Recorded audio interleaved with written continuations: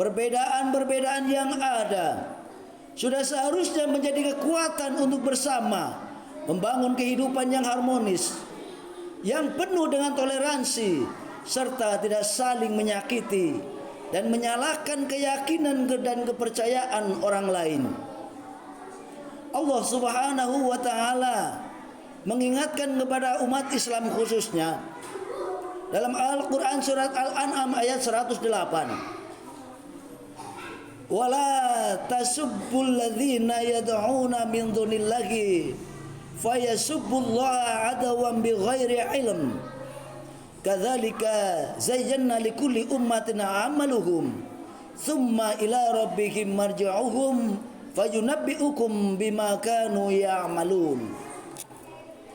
Yang artinya, dan janganlah kamu memaki sesembahan yang mereka sembah selain Allah, karena mereka nanti akan memaki Allah dengan melampaui batas tanpa dasar pengetahuan.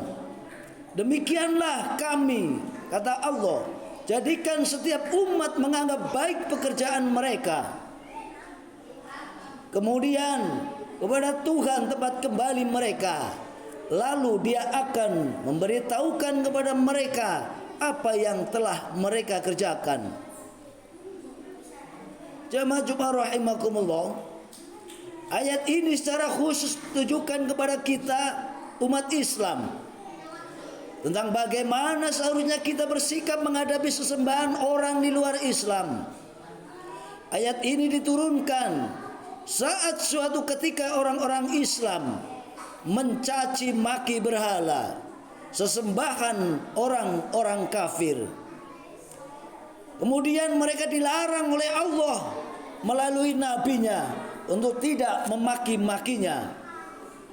Dalam kisah yang diriwayatkan oleh Abdurrahman Ar-Razzaq dari Qatadah ini, Allah melarang kaum muslimin memaki berhala yang disembah kaum musyrik untuk menghindari makian terhadap Allah dari orang-orang musyrik, karena mereka adalah orang-orang yang tidak mengetahui sifat-sifat Allah dan sebutan-sebutan yang seharusnya diucapkan untuk Allah. Maka bisa terjadi mereka mencaci-caci Allah dengan kata-kata yang menyebabkan kemarahan orang-orang mukmin.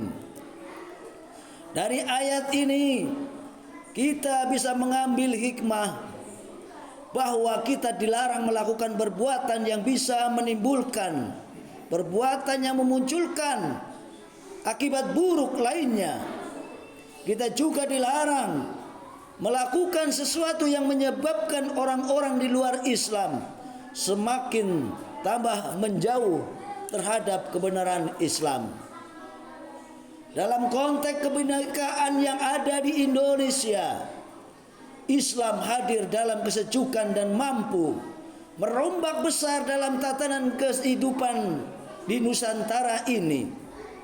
Perubahan ini tidak terjadi secara instan atau serta-merta. Butuh waktu bagi para wali songo untuk memasukkan nilai-nilai Islam.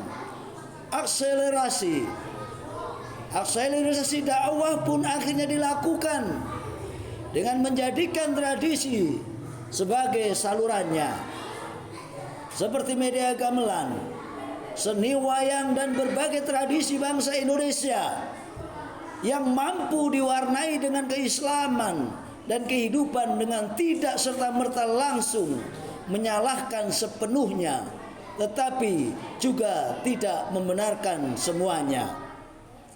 Dakwah yang dicontohkan para wali songo mampu mengganti muatan-muatan tradisi lokal yang bertentangan dengan ajaran dasar Islam tanpa memicu polemik dan konflik, terlebih penentangan yang mengakibatkan pertumpahan darah.